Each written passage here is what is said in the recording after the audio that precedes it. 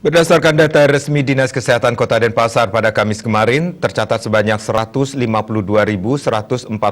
masyarakat Denpasar telah menerima vaksinasi COVID-19 tahap pertama. Dari angka tersebut, sebanyak 46.183 orang telah melaksanakan vaksinasi tahap kedua.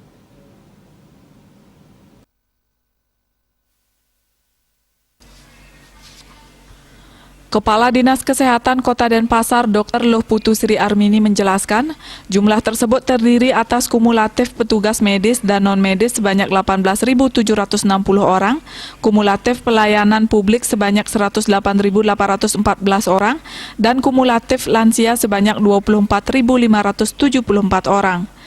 Dari angka tersebut, sebanyak 46.183 orang yang telah melaksanakan vaksinasi tahap kedua, yang terdiri atas kumulatif petugas medis dan non-medis sebanyak 15.144 orang, kumulatif pelayanan publik sebanyak 24.357 orang, dan kumulatif lansia sebanyak 6.682 orang.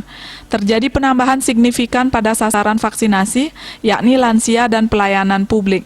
Hal ini tak lepas dari pelaksanaan vaksinasi jemput bola berbasis Banjar. Kedepan pola seperti ini akan terus digencarkan bersama perangkat desa kelurahan. Pemkot Denpasar sebagai ibu kota Provinsi Bali merupakan simpul pergerakan perekonomian dan berbagai sektor. Karena itu mobilitas penduduk di kota Denpasar dapat dikatakan tinggi, sehingga percepatan penanganan COVID-19 lewat optimalisasi pelaksanaan vaksinasi terus digencarkan.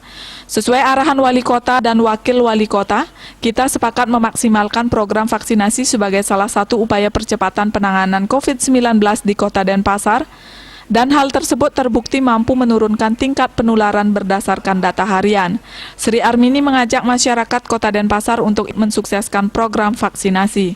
Masyarakat dapat melaksanakan pendaftaran secara langsung di aplikasi www.pedulilindungi.id dengan memilih Fasiankes yang dikehendaki, dan khusus di kota Denpasar telah tersedia 40 Fasiankes yang siap melayani pelaksanaan vaksinasi bagi tenaga medis, petugas pelayanan publik dan lansia yang menjadi prioritas sasaran vaksinasi saat ini.